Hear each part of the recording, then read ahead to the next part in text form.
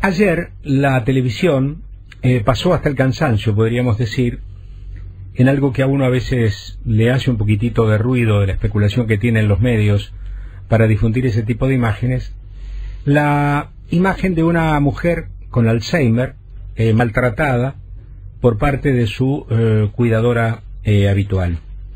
Es una historia que se ha filtrado en los medios de una manera muy contundente y obviamente llama a la reflexión sobre el tema de el maltrato que a veces efectivamente sufren los mayores, no solo los mayores, también se ha visto videos de maltratos a chicos por parte de sus niñeras y sus cuidadoras.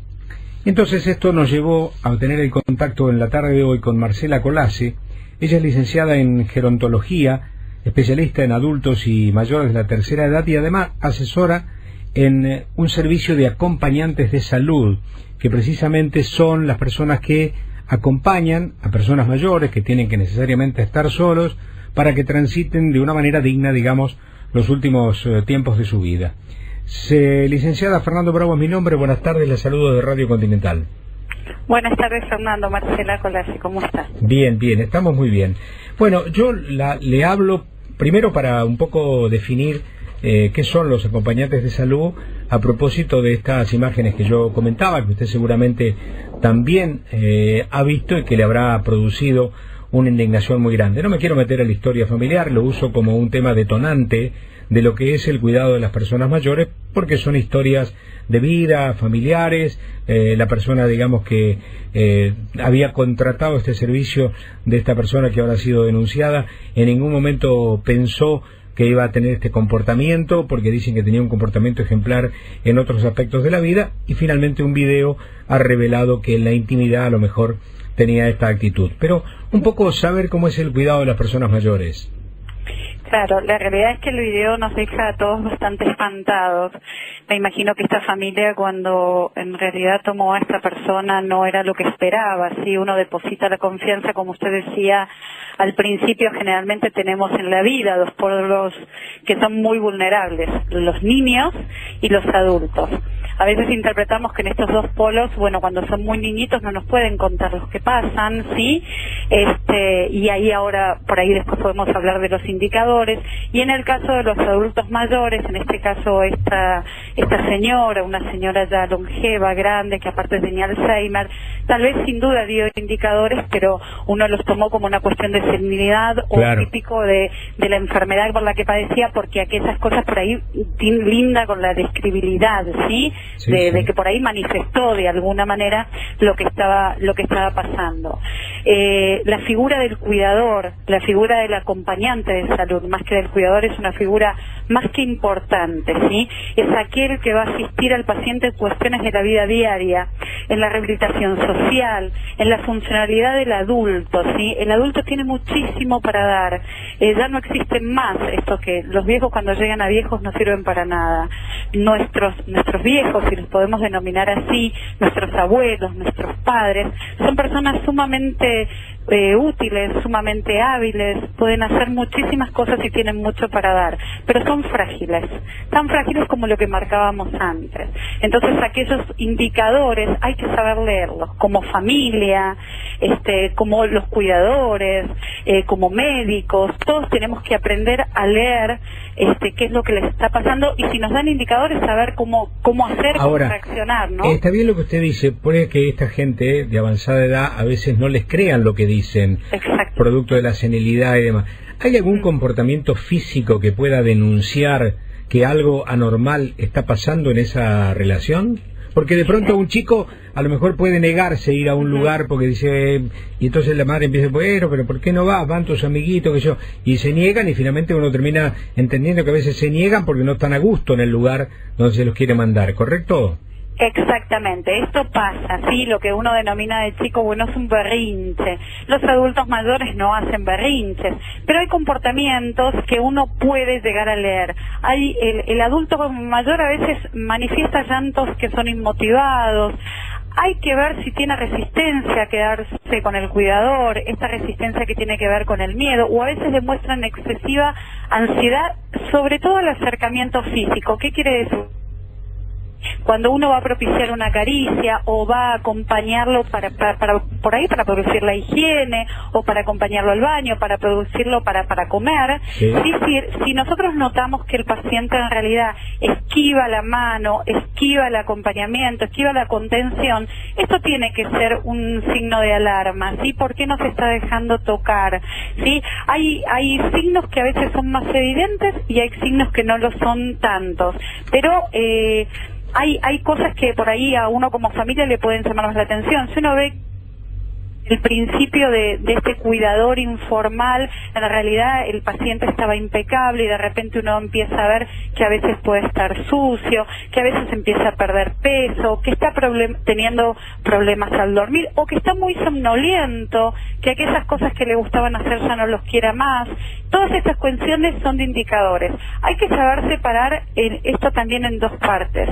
Cada vez que tenemos un adulto mayor, puede tener una patología o no, hay una cuestión que puede ser netamente física o netamente psíquica, pero lo importante es no descartar ninguna de ellas, dar hincapié a las dos, ¿sí? Evaluar la general de lo que está pasando alrededor de nuestro adulto mayor. Por eso es tan importante al momento de seleccionar una persona que uno va a dejar con sus padres, o como uno la seleccionaría si la fuera a dejar con sus niños, de buscar una persona que esté preparada en este entorno, ¿sí? Ahora, ¿cómo? Porque fíjese que a mí me llamó poderosamente la atención una cosa que dijo su familiar más cercano. Dice, si no supiese lo que sé, se lo hubiese recomendado a cualquiera. Tenía una conducta completamente diferente a la que se puede observar en el video.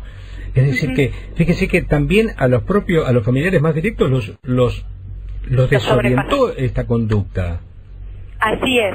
Por eso también es importante, en realidad, bueno, en el caso de los acompañantes de salud formales que pueden ir de parte de una empresa, ¿sí? Esta empresa suministra auditorías, ¿sí? Hace un seguimiento de cómo son los acompañantes, visitan el domicilio en horarios inesperados. Esto también lo puede hacer la familia, ¿sí? Claro. Como para poder detectar si en realidad cuando ellos van a la mañana, muchas veces hay situaciones en que los abuelos permanecen 6 u 8 horas o a veces más con un cuidador, ¿sí? Entonces no depositar toda la confianza, entender que ellos también están vigilados de alguna manera. Esto en el caso informal, en el que a uno le refieran a alguien. En el caso de cuando uno contrata a una empresa, uno tiene que asesorarse que esta empresa tenga auditores, tenga licenciados en enfermería, tenga personal idóneo que vaya a hacer un seguimiento del paciente y un seguimiento del acompañante de salud, ¿sí?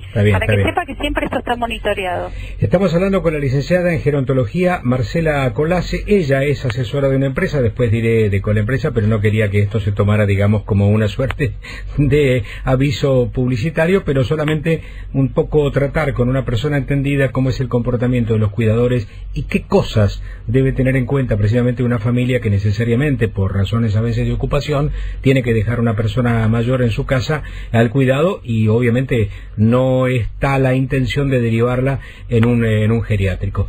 Mi compañera Silvina Quintal le quiere hacer una consulta, licenciada. ¿Cómo no? Hola. ¿Qué tal? Buenas tardes. Sí, usted hablaba recién del momento de contratar a la persona, que es un momento fundamental, tanto cuando uno va a contratar a alguien que va a cuidar a sus padres como a sus hijos, ¿no? Porque muchas veces uno deja a cargo un bebé que no puede contar qué es lo que sucede cuando uno no está. Al momento de contratar, ¿cómo sería una entrevista ideal? ¿Qué cosas? Porque generalmente uno contrata a alguien que viene con referencias. Entonces, bueno, eso es lo primero que se chequea. Pero más allá de eso, ¿cómo debería ser la entrevista? ¿En qué cosas uno debería preguntar o poner el acento cuando va a contratar a alguien que va a cuidar a alguien en su casa? Y cuando uno, en este caso, a ver, si lo que va a contratar es algo informal, aparte de chequear las referencias, yo diría que uno tiene que tomar ciertos resguardos, ¿sí? Pedir antecedentes penales, que estas referencias verdaderamente sean, que no sean amigos los que están refiriendo a esta persona, ¿sí? Que hace un vínculo, que eso sea probable. Es muy difícil por ahí cuando la referencia es un boca a boca.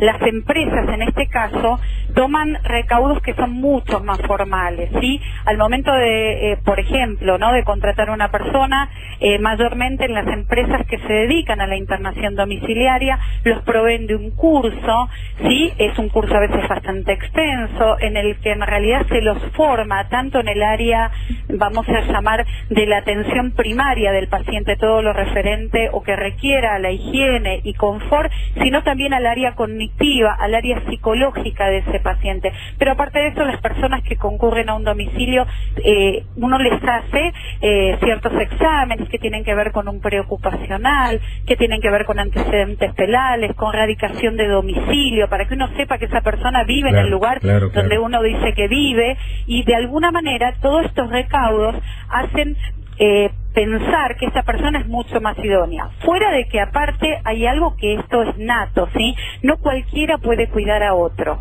Entonces, cuando uno desde una empresa selecciona un personal para un domicilio, también va a buscar otras cuestiones que tienen que ver más con qué persona se va a dedicar a cuidar. La vocación de servicio, podríamos llamarlo así. Está bien, ¿sí? Está bien. Y esto es muy importante.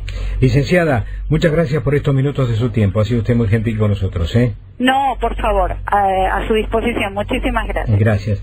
La licenciada en gerontología Marcela Colase es especialista en adultos mayores, tercera edad.